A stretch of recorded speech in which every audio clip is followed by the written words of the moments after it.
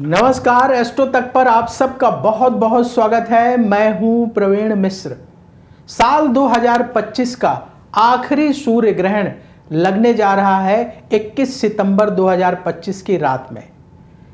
यह सूर्य ग्रहण कितना प्रभावशाली है, क्योंकि ठीक 15 दिन पहले चंद्र ग्रहण आया था। चंद्र ग्रहण की वजह से क्या उथल पुथल हुई आप सबने देखी। ये सूर्य ग्रहण क्या असर डालेगा, इस पर विस्तार से चर्चा करने के लिए हमारे साथ मौजूद हैं देश के जाने माने ज्योतिष के विशेषज्ञ। तो उनके पास आपको लेकर के चलते हैं। डॉक्टर नितिशा जी हमारे साथ जुड़ी हुई हैं और डॉक्टर संजय शर्मा जी। आप दोनों का एस्ट्रो तक में बहुत बहुत स्वागत है। Thank you Praveen ji. Thank you Praveen ji. तो डॉक्टर नितिशा जी से सबसे पहला सवाल लेते हैं कि मैडम, आपको क्या लगता है कि ये जो सूर्य ग्रहण लग रहा है, ये सूर्य ग्रहण देश दुनिया पर क्या असर डालेगा? जी, थैंक यू प्रवीण जी और सभी दर्शकों को आज तक के एस्ट्रो तक के राधे राधे, जय माँ पीताम्बरा। तो एस्ट्रो तक के माध्यम से मैं बोलना चाहूँगी कि सूर्य ग्रहण देखिए, खगोलीय घटना तो घटित हो ही रही है। भले ही वो भारत में ना देखने को मिले, लेकिन खगोलीय घटना ब्रह्मांड में कहीं पर भी घटित हो रही है, तो उसका असर मानव पर पड़ेगा, क्योंकि नवग्रहों का असर मानव जीवन पर पड़ता है। इसलिए सूर्य हमारी आत्मा का कारक है, सूर्य हमारी सरकार का कारक है, सूर्य नेतृत्व का कारक है। तो हमारी आत्मा पर, नेतृत्व पर, सरकार पर इसका पूरा पूरा असर देखने को मिलेगा। वैसे सूर्य ग्रहण ऑस्ट्रेलिया, नाइजीरिया, फिजी ऐसे कंट्रीज में देखने को मिल रहा है, क्योंकि जब भारत में सूर्य ग्रहण शुरू होगा तो भारत में रात्रि का समय होगा, इसलिए इसका सूतक काल और ग्रहण काल भारत में मान्य नहीं है। ये 11 बजे से शुरू हो रहा है और 3:26 तक रात्रि, मध्य रात्रि तक रहने वाला है। अब अगर मैं भारत की सरकार पर बात करूं तो हाँ, सूर्य ग्रहण का सरकार पर इम्पैक्ट देखने को मिलेगा, क्योंकि ये कन्या राशि के उत्तरा फाल्गुनी नक्षत्र में पड़ेगा और भारत का भी वृषभ लग्न का बर्थ चार्ट है। तो अगर मैं देखती हूँ तो पंचम भाव पर इसका असर आता है। पंचम भाव कहीं ना कहीं गद्दी है, राजगद्दी है, बड़े बड़े कनेक्शंस हैं। तो हो सकता है कि कुछ कनेक्शन से हमें, जैसे अभी हम देख रहे हैं कि भारत और चाइना के कुछ कनेक्शंस बन रहे हैं और बिगड़ भी रहे हैं, तो कुछ कनेक्शंस बिगड़ते हुए नजर आ रहे हैं। जैसे पाकिस्तान से बिगड़ सकते हैं, कोई आतंकवादी हमला दोबारा कुछ घटित हो सकता है। कुछ ऐसी घटनाएं जो सरकार पर अपना असर डाले, और सरकार के अंदर भी हम ये देखने को हमें मिल सकता है कि नेता, जो जितने भी नेता हैं, वो अपने ही जिस गुट से जुड़े हुए हैं उस गुट को छोड़कर दूसरे गुट को ज्वाइन कर ले, तो सरकार पर इसका ये असर पड़ेगा। और अगर जनता की बात की जाए तो जनता थोड़ा आक्रोश में रह सकती है इस समय, और क्योंकि भूमंडल पर भी इसका असर पड़ेगा। तो भूमंडल की अगर बात की जाए तो अभी हमने जैसे चंद्र ग्रहण के बाद जल से संबंधित बहुत सी घटनाएं देखी हैं, बादलों का फटना, बाढ़ का आना। तो सूर्य ग्रहण के बाद हमें भूकंप या सरकारों का हिलना तक देखने को मिल सकता है, क्योंकि आगे बिहार इलेक्शंस भी आ रहे हैं। तो सूर्य ग्रहण मानव जीवन पर असर डालेगा।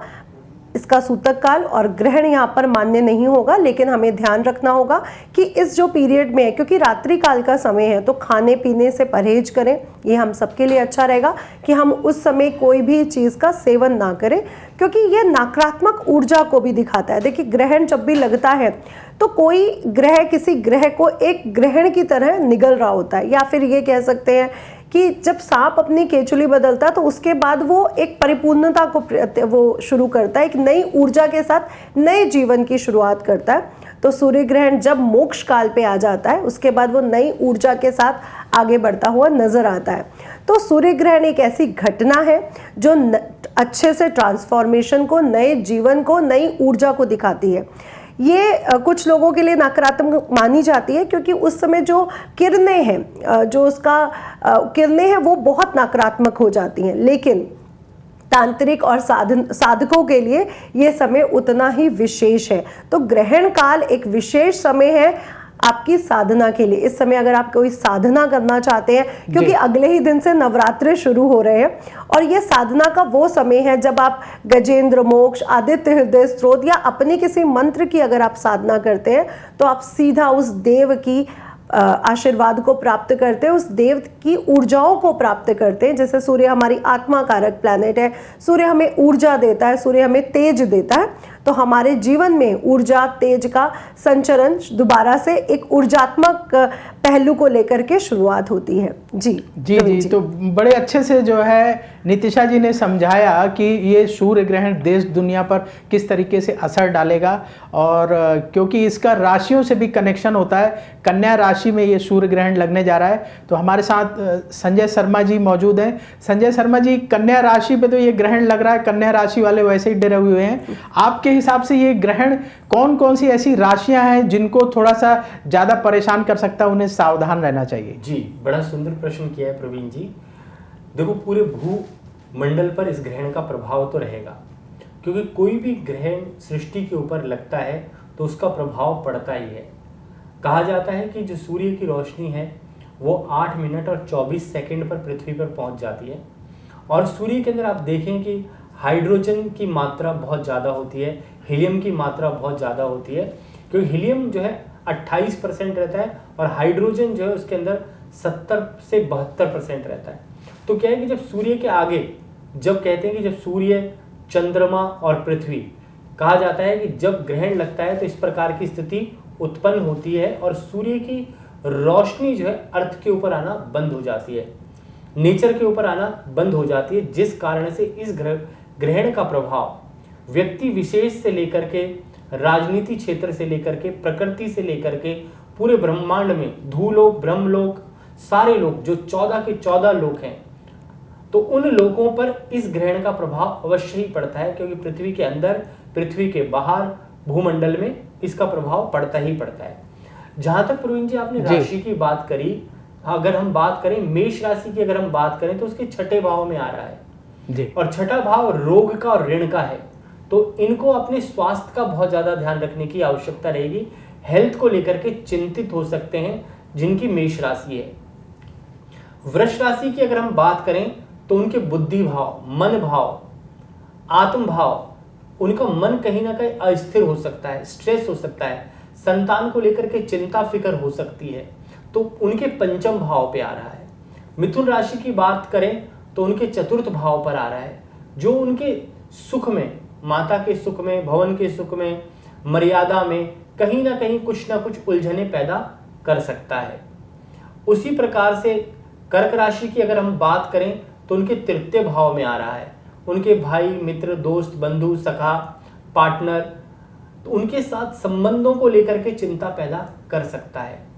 उसी प्रकार से अगर हम सिंह की बात करें तो धन भाव में आ रहा है, धन की वृद्धि करेगा, पर अपनी आंखों पे, खास तौर से राइट आंख का जो है बहुत ज्यादा ध्यान रखने की आवश्यकता है। और जो लोग ऑस्ट्रेलिया में रह रहे हैं, न्यूजीलैंड में रह रहे हैं, फिजी में रह रहे हैं, अटलांटिक महासागर के आसपास जो लोग रहते हैं, उन लोगों को विशेष करके ध्यान रखना चाहिए, क्योंकि इस ग्रहण का जो प्रभाव है उसी तरफ सबसे ज्यादा है, क्योंकि वहीं प्रदर्शित रहेगा, प्राकट्य भी वहीं पे है इस ग्रहण का जी। क्योंकि भारतवर्ष की अगर बात की जाए तो भारत में ना तो सूतक लगेगा ना पातक लगेगा, और इस ग्रहण का कोई प्रभाव ज्यादा लगेगा नहीं, क्योंकि जहां पर होता है उसका प्रभाव होता है। पर ब्रह्मांड में राशियों के ऊपर, क्योंकि 12 राशियां हैं और ग्रह हैं, उनके ऊपर इसका प्रभाव जरूर होता है, क्योंकि ब्रह्मांड जो है 360 डिग्री का है, उसमें 12 राशियां हैं, और 360 अंश को 12 से डिवाइड अगर करते हैं तो 30 अंश की एक राशि बन जाती है। उसमें 27 नक्षत्र, एक अभिजित नक्षत्र भी होता है। तो उत्तरा फाल्गुन नक्षत्र की बात अगर हम करें तो वहां पर सूर्य का ग्रहण जो है ग्रसित हो रहा है, और जब अभी जैसा कि नितिशा जी ने भी बताया कि रात्रि के 3:26 तक ये रहेगा, पर प्रारंभ काल जो है इसका जो है रात्रि के 22:59 से शुरू हो रहा है। मध्यकाल इसका जो है रात्रि के 1 बजे के करीब है। तो ये ग्रहण जो है हमारे जीवन के ऊपर बड़ा ही प्रभाव डालता है, क्योंकि ग्रहण से 15 दिन पहले और 15 दिन बाद की जो स्थिति होती है जी, आप देखें भूकंप, भूचाल, ये सब आ जाते हैं। तो राशियों की हम बात कर रहे थे, तो उनको जो है अपनी आंखों का ध्यान रखना है। धन की वृद्धि करेगा, जीवन में सुख देगा, परंतु कन्या राशियों वालों को थोड़ा सावधान रहना है, स्वास्थ्य के प्रति सचेत रहना होगा, क्योंकि स्वास्थ्य को लेकर के थोड़ी चिंता हो सकती है, थोड़ी मानसिक पीड़ा हो सकती है, मन में उलझन आ सकती है। तो जो 15 दिन आने वाले हैं उसमें संतुलित रहें, क्योंकि कोई भी ग्रहण हो, किसी प्रकार की नेगेटिव एनर्जी हमें इफेक्ट जब कर सकती है जब हमारी इम्यूनिटी वीक हो। तो आप मंत्र शक्ति के द्वारा अपने ग्रहों को स्ट्रॉन्ग करें, सूर्य का मंत्र करें, ओम आकृष्णेन रजसा वर्तमानो निवेश मृत्युंच यातानि भुवनानि पश्यन्नेति सूर्याय नमः। इस मंत्र का जाप करें, यजुर्वेद का मंत्र है। इसके अलावा ओम घृणी सूर्याय नमः, जो लघु करना चाहते हैं, तंत्रोक्त मंत्र है ओम हराम ह्रीम ह्रोम से सूर्याय नमः। या आप जो है चाहें तो एक यंत्र भी बना सकते हैं सूर्य का, उसको स्थापित कर लें और केंद्र में 5 नंबर लिख लें, उससे विशेष लाभ रहेगा। कहा जाता है सूर्य का नंबर तो 1 है न्यूमरोलॉजी के हिसाब से, परंतु क्या है सूर्य की राशि जो है 5 नंबर होती है, क्योंकि सिंह राशि के स्वामी हैं सूर्य। तुला राशि में नीच के होते हैं, मेष राशि में उच्च के होते हैं, तो उच्चस्थ होने के कारण सूर्य को पहला स्थान मिला है। और इस साल के राजा और मंत्री दोनों ही सूर्य हैं, और सूर्य का जो प्रादुर्भाव पृथ्वी के ऊपर होता है तो वो हमारे को शक्ति प्रदान करता है। अगर सूर्य की रोशनी रुक जाती है तो हमें मानसिक पीड़ा, मानसिक अशांति, आप देखें पेड़ पौधे भी निर्बल से व्यतीत होते हैं। जब आप उसको धूप के पास नहीं रखेंगे, अंदर रख देंगे किसी कमरे में, तो पेड़ जो मुरझा जाएगा, उसकी ऊर्जा चली जाएगी। उसी प्रकार से जब सूर्य का ग्रहण पड़ता है तो प्रकृति और नेचर के ऊपर कहीं ना कहीं उसका बड़ा भारी प्रभाव पड़ जाता है। जी। अगर हम तुला राशि की बात कर लें, तुला राशि का व्यर्थ का धन खर्च होगा, व्यर्थ की यात्रा से बचना चाहिए, कानूनी उलझन से दूर रहना चाहिए। जिनकी तुला राशि, वृश्चिक राशि वालों के लिए धन का लाभ लेकर के आ रहा है, मान सम्मान में वृद्धि करेगा, धन की वृद्धि करेगा, अपने से बड़े लोगों का आपको सम्मान करना चाहिए। और धनु राशि वालों को कर्म के प्रति कहते हैं कि जिस प्रकार से सूर्य अपना कर्म नहीं भूलता, कहते हैं कि सूर्य का जो नेचर है जीवन के अंदर आपको ऊर्जा देना है, और जिस पर्टिकुलर समय पे उसको आना है तो आएगा ही आएगा, नियमित रहता है। अपने कार्य के प्रति आपको सचेत रहना होगा। धनु राशि वालों को खास तौर से अपने कार्य में निष्ठा लानी चाहिए। मकर राशि वालों के भाग्य की वृद्धि करेगा, लक आपका जागृत होगा जिनकी मकर राशि है। कुंभ राशि वालों को बहुत ज्यादा स्वास्थ्य का ध्यान रखना पड़ेगा, हेल्थ कॉन्शियस रहना पड़ेगा जिनकी कुंभ राशि है, और खास तौर से पेट का, डाइजेशन का थोड़ा ध्यान रखें, और खाने पीने में उस दिन थोड़ा कम भोजन करें, संतुलित भोजन करें, क्योंकि जब भी ग्रहण पड़ता है तो डाइजेशन सिस्टम खराब हो जाता है। आपका डाइजेस्ट करने का जो समय होता है उसमें ज्यादा एनर्जी लगती है, जो 2 घंटे में हो रहा है 4 घंटे में होगा, क्योंकि ग्रहण है, क्योंकि सूर्य की रोशनी नहीं आ रही, एनर्जी नहीं आ रही, प्रकृति नेचर में बदलाव हो गया है। इस कारण से अगर मीन राशि की अगर बात करें तो आपको गृहस्थी सुख में, मैरिटल लाइफ के सुख में, प्रेम प्रसंग में, अपने जीवन में शांति रखनी है, मौन रखना है, और अपने पार्टनर के साथ कोई भी आपको वैर भावना नहीं करनी, कोई भी ऐसा शब्द नहीं बोलना जिससे कि घर में कलह कलेश हो जाए।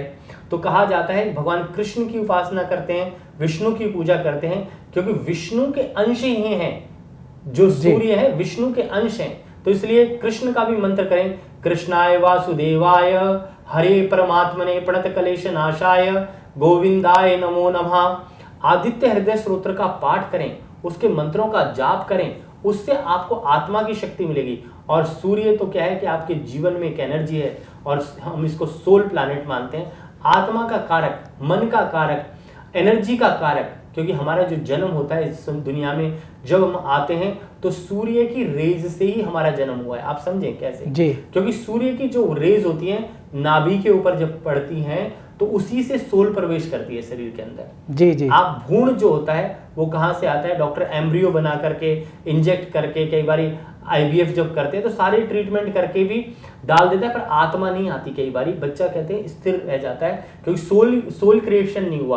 क्यों सोल? क्योंकि सोल जो देने वाला है वो भगवान है, सूर्य नारायण देव है, उसी से एनर्जी आती है।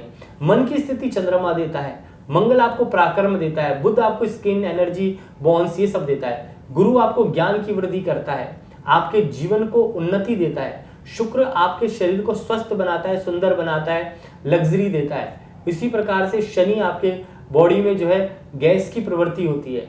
तो ये सारे ग्रहों का जो निर्माण होता है उसी से हमारा पंच जो तत्व है उसी से हमारा शरीर चलता है। और कहा जाता है भगवान शब्द की उत्पत्ति भी 5 तत्वों से हुई है, भूमि, गगन, वायु, अग्नि और नीर। अगर इनमें से एक तत्व अगर हमारा खराब हो जाता है तो जीवन में अशांति, पीड़ा, टेंशन, हेल्थ इशू कुछ ना कुछ आना शुरू हो जाता है। और देश दुनिया की बात करें तो देश दुनिया को सतर्क रहने की आवश्यकता है, क्योंकि एक तरह का प्रलय काल होता है ऐसा समय जो है, तो सावधानी की आवश्यकता है, स्थिर रहें और इस प्रकार के सूर्य ग्रहण में सूर्य नारायण को प्रसन्न करें। ओम घृणी सूर्याय नमः, ओम घृणी सूर्याय नमः, ओम घृणी सूर्याय नमः, इस प्रकार से मंत्र जाप करें, जिससे कि सूर्य की एनर्जी आपके अंदर रहे और ब्रह्मांड में रहे। और ओम ध्वनि का भी उस वक्त उच्चारण करें, क्योंकि ओम से बड़ी शक्ति कोई भी नहीं है। ओम। बहुत बढ़िया, बहुत बढ़िया। तो ज्योतिषाचार्य संजय शर्मा जी ने विस्तार से बता दिया कि कौन कौन से राशि वालों के लिए ये सूर्य ग्रहण कैसा रहने वाला है। डॉक्टर नितिशा जी हमारे साथ मौजूद हैं एस्ट्रो तक के स्टूडियो में।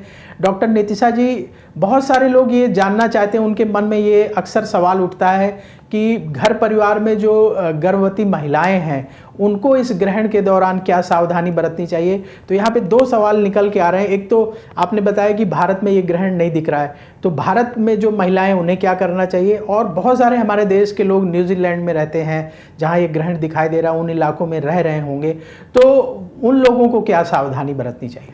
बहुत ही सुंदर प्रश्न है प्रवीण जी, क्योंकि ये बात सही है कि भारत में रहने वाली महिलाएं या फिर जो बाहर हैं वो महिलाएं क्या करें।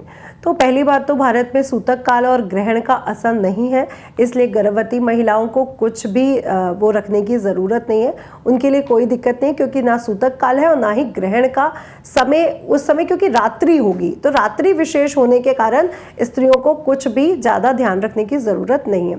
लेकिन न्यूजीलैंड, क्योंकि वहाँ पे गेहूँ मिट्टी या गाय का गोबर नहीं मिलता है, तो अब क्या किया जाए।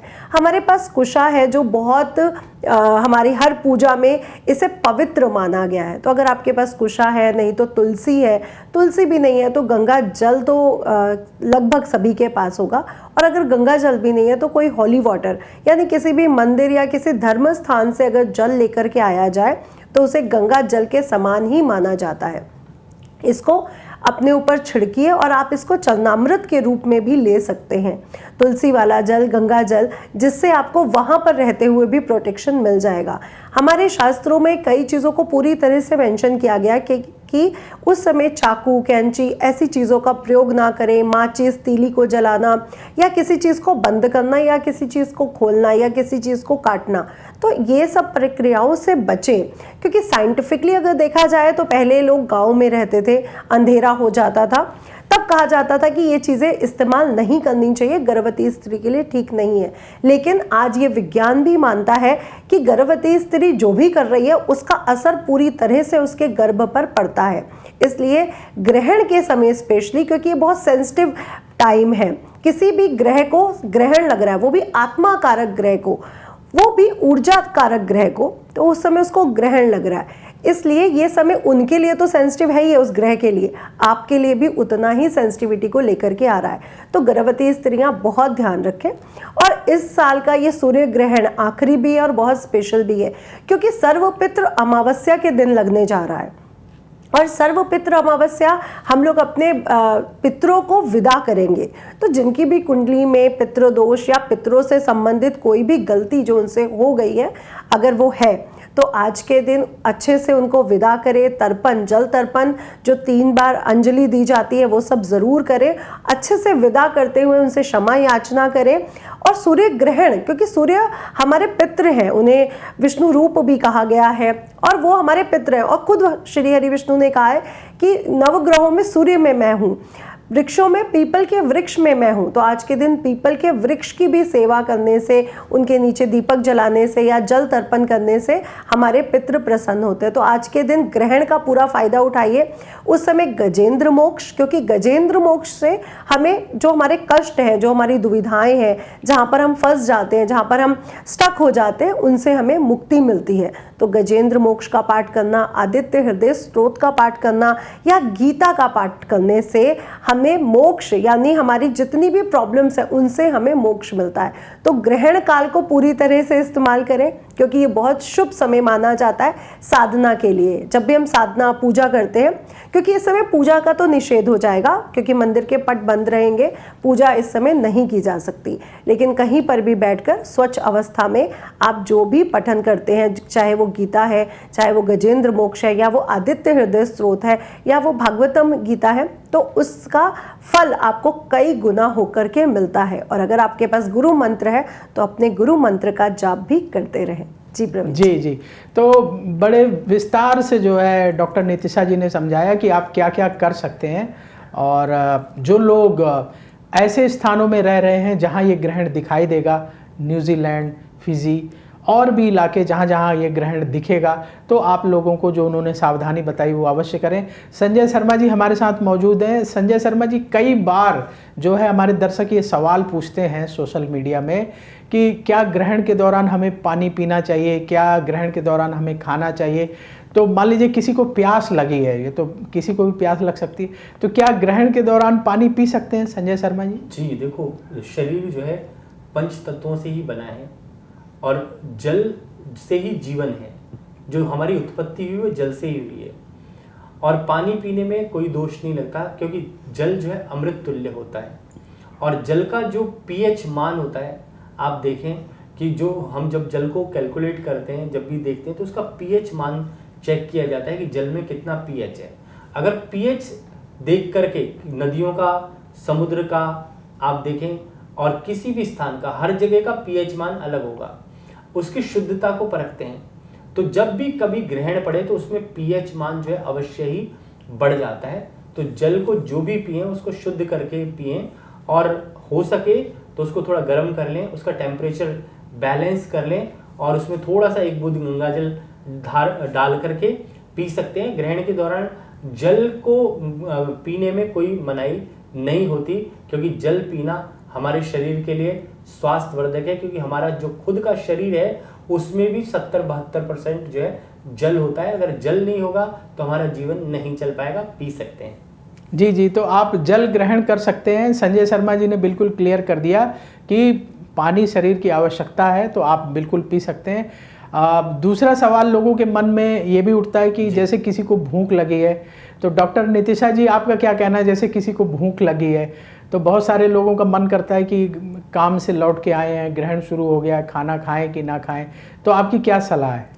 देखिए, मैं तो ये कहूँगी कि भारत में जब नहीं देखने को मिल रहा है तो आप इस समय खाना खा सकते हैं, लेकिन क्योंकि ब्रह्मांड में कोई भी घटना घटित हो रही है, उसकी ऊर्जाएं हम तक पहुंच रही हैं, इसलिए अगर हो सके तो उससे पहले, जो 11:26 पे शुरू हो रहा है, उससे पहले ही अगर आप भोजन कर ले तो बहुत अच्छा है। लेकिन जो छोटे शिशु हैं या बुजुर्ग हैं जिनको मेडिसिन लेनी पड़ती है, या गर्भवती महिलाएं हैं, क्योंकि बहुत लंबा पीरियड है ये 11 से 3:26 तक, तो अगर वो बीच में कुछ लेना चाहें तो ले सकते हैं, लेकिन इसमें कुशा, तुलसी या गंगा जल होना चाहिए, मतलब उसका शुद्धिकरण का आप ध्यान रखें। क्योंकि जो भोजन है, भोजन को पचाने में तो हमारा शरीर समय लगाएगा, ये साइंटिफिकली रीज़न है, लेकिन उस समय भोजन में भी वो ऊर्जाएं जा रही हैं, अवशोषित हो रही हैं, वो किरणें जो धरती तक पहुंच रही हैं। इसलिए अगर भोजन करने से बच पाएँ तो बहुत अच्छा रहेगा। लेकिन अगर आप ऑफिस से लेट आए हैं और आपको कुछ लेना पड़ता है तो हल्का भोजन कर सकते हैं, जैसे खिचड़ी है या दाल चावल है, जहाँ पे आप हल्के भोजन का इस्तेमाल करें, क्योंकि ये हमारे इम्यून सिस्टम पर भी अपना असर डालता है। और गर्भवती महिलाएं, बुजुर्ग, बच्चे वो अपना भोजन लेते रहें, उनके लिए कोई मनाही शास्त्रों में नहीं की गई है। हाँ, तुलसी और कुशा का इस्तेमाल करना बिल्कुल ना भूलें। जी, तो आप ले सकते हैं, भोजन बताया, लेकिन कैसे लेना है वो उपाय भी बता दिया। और शास्त्र जो है अलाउ करता है, जो बुजुर्ग हैं, जो बच्चे हैं, जो बीमार लोग हैं, उन सबको परमिशन देता है, तो बिल्कुल ग्रहण करना चाहिए। संजय शर्मा जी से जानना चाहेंगे। संजय शर्मा जी, बहुत सारे दर्शकों के ये भी सवाल आते हैं कि क्या ग्रहण के समय हम सो जाएं क्योंकि नींद आ रही है, हम ऑफिस से आए हुए हैं, थके हुए हैं, तो भारत में जो लोग रहते हैं उनके लिए क्या सलाह है, और उन लोगों के लिए जहां ये ग्रहण दिखाई देगा उनके लिए क्या सलाह है? जी देखो, बाहर के देश में ये रात्रि के 11 बजे हैं, तो वहाँ का जो समय है भारत में और ऑस्ट्रेलिया के समय में काफ़ी अंतर है। तो इंडिया की अगर हम बात कर लेते हैं, भारतवर्ष की बात करते हैं, तो भारत के लोग सो सकते हैं, इसमें कोई दो राय नहीं है, क्योंकि यहाँ पर ग्रहण का प्रभाव भी नहीं है और ना सूतक है, तो इसलिए आप आराम से सो सकते हैं। जो बाहर ऑस्ट्रेलिया में रह रहे हैं, विदेश में रह रहे हैं, उनको जो है उस ग्रहण के प्रभाव में कुछ जप तप और उपासना करनी चाहिए, क्योंकि आप उपासना करेंगे तभी जो है आपके जीवन में सार्थकता आएगी। क्योंकि आपके यहाँ पर सुबह का समय होगा और सुबह का समय होने के कारण आपके जीवन में आपको एक एनर्जी की जरूरत है। उस वक्त जो है मंत्र जाप करें, उससे विशेष लाभ रहेगा। ऑस्ट्रेलिया और न्यूजीलैंड की बात करें तो वहाँ पर जो है सुबह का समय होगा, तो सुबह उठ करके और पूजा पाठ धर्म कर्म के कार्य करें, मंदिर की शुद्धि करें और धार्मिक कृत्यों में रुचि बढ़ाएं और सोए नहीं। कहते हैं कि जो सोवत है सो खोवत है, जो जागत है सो पावत है। और ग्रहण के वक्त अगर जो जागृत अवस्था में रहेगा, मंत्र जाप करेगा, सिद्धि प्राप्त करेगा। क्योंकि ग्रहण के वक्त कोई भी पूजा पाठ किया जाता है उसका 100 गुना फल की प्राप्ति होती है। और मंत्र जो है ब्रह्मांड में सबसे बड़ी शक्ति है और यूनिवर्स में जो फ्रीक्वेंसी हम चेक करते हैं, सबसे पावरफुल फ्रीक्वेंसी जो है मंत्रों की ही मानी गई है। कहा जाता है, जब गीता के श्लोक भी बोलते हैं हम, कहा जाता है कि नैनम छिद्दन्ति शस्त्राणि नैनम छिद्दन्ति शस्त्राणि नैनम देहति पावका न चैनम कलेदयन्ते आपो न शोषयति मारुता। तो जो गीता के श्लोक हैं या मंत्रों की शक्ति है, इनकी फ्रीक्वेंसी सबसे ज़्यादा जो है मानी गई है। तो इसलिए मंत्र की शक्ति और मंत्र की पावर और मंत्र की फ्रीक्वेंसी बहुत पावरफुल होती है। उसके करने से जीवन में विशेष लाभ रहता है। तो जो जागृत अवस्था है उसमें मंत्र जरूर जपें और भगवान का ध्यान करें, सूर्य नारायण का ध्यान करें, और जिससे कि आपके मन में और शुद्धता है। और कहते हैं कि आत्मबल की प्राप्ति होती है, आत्मा को शुद्ध करता है। जब आत्मा शुद्ध हो जाएगी तो आप परमात्मा के समीप शीघ्र ही पहुंचेंगे और आपका मन भगवान में लग जाएगा। और मन लगने से आप पूजा पाठ जप तप व्रत को जो भी धारण करेंगे उसमें आपकी जिंदगी में शुभता आएगी और आपका शरीर एकदम स्वस्थ रहेगा। जी, तो संजय शर्मा जी ने विस्तार से बताया कि जहाँ ग्रहण नहीं दिख रहा है, जैसे भारत में तो आप सो सकते हैं, कोई दिक्कत की बात नहीं है। जहाँ दिख रहा है उनके लिए नियम का पालन करना बहुत ज़रूरी होगा। डॉक्टर नितिशा जी से जानेंगे कि दान का बड़ा महत्व बताया जाता है कि ग्रहण के बाद दान करना चाहिए। तो नितिशा जी, क्या दान करना चाहिए? भारत के लोग भी जो है बहुत रुचि लेते हैं इस विषय में कि भले हमारे यहाँ ग्रहण नहीं दिख रहा है तो क्या हम दान कर सकते हैं? तो इनके लिए क्या सलाह है? और जो हमारे भारतीय विदेशों में हैं जहाँ ग्रहण दिखेगा उन्हें क्या दान करना चाहिए? जी प्रवीण जी, बहुत ही महत्वपूर्ण प्रश्न है, क्योंकि हमारे शास्त्रों में यंत्र का, मंत्र का और दान का विशेष महत्व लिखा गया है। और जैसे कि यंत्र की बात की तो हम सूर्य यंत्र की पूजा करते हैं, मंत्र की बात की तो हम मंत्रों के प्रयोग से अपनी ऊर्जाओं को और भी ज़्यादा बढ़ा लेते हैं। और दान हमारे किए गए सभी कर्मों की त्रुटियों को खत्म तक कर सकता है। इसलिए दान का विशेष महत्व हमारे शास्त्रों में लिखा गया है। तो सूर्य ग्रहण के समय जो सूर्य से संबंधित चीज़ें हैं, गेहूं है, गुड़ है, लाल कपड़े हैं, लाल वस्तुएं हैं, तांबा है, अगर आप इन सब चीज़ों का दान कर देते हैं तो सूर्य जिस ग्रह को ग्रहण लगा है या जो भी चीज़ आप लेते हैं, जो भी चीज़ आप दान करना चाहते हैं, या फिर जल और चावल लेकर के आप संकल्प लेकर के सुबह उठ के दान कर सकते हैं। अदरवाइज जब आप सुबह उठ जाएं, घर का शुद्धिकरण करें, अपना शुद्धिकरण करें, सूर्य देवता को जल दें, आदित्य हृदय स्तोत्र का पाठ करें, अपना दैनिक पूजा करने के बाद दान जरूर करें। ये बहुत विशेष है। और अगर आप नमक का दान कर देते हैं, जहाँ पे लंगर इत्यादि चल रहे होते हैं, क्योंकि नवरात्रे शुरू हो रहे हैं, तो नवरात्रों में जगह जगह पर लंगर होंगे, फल प्रसाद का बट रहे होंगे, तो वहाँ पर जाके सेंधा नमक है, कुट्टू का आटा है, सिंघाड़े का आटा है, दान जरूर करें। दान का विशेष महत्व है और 100 गुना फल हमें इसका मिलता है। इसलिए नमक, फल, गेहूं, आटा, फ्लावर, जितना भी फ्लावर है वो आप दान जरूर करें। जी, तो विस्तार से जो है आपको सारी जानकारी मिल गई ग्रहण के बारे में। डॉक्टर नितिशा जी ने बताया, संजय शर्मा जी ने बताया। आप लोग एस्ट्रो तक पर आए और अपना कीमती समय निकाला, एस्ट्रो तक के दर्शकों को इतनी महत्वपूर्ण जानकारी दी। इसके लिए डॉक्टर नितिशा जी और डॉक्टर संजय शर्मा जी, आपका बहुत बहुत धन्यवाद। नमस्कार। तो अब वक्त हो चला है आपसे विदा लेने का। देखते रहिए एस्ट्रो तक, बहुत जल्दी फिर मुलाकात होगी। नमस्कार। अगर आप मुझसे जुड़ करके अपनी समस्याओं का समाधान चाहते हैं और चाहते हैं कि आपकी समस्याओं को ज्योतिष के माध्यम से सुलझाया जाए, तो आप हमसे संपर्क कर सकते हैं, जुड़ सकते हैं एस्ट्रो तक पर।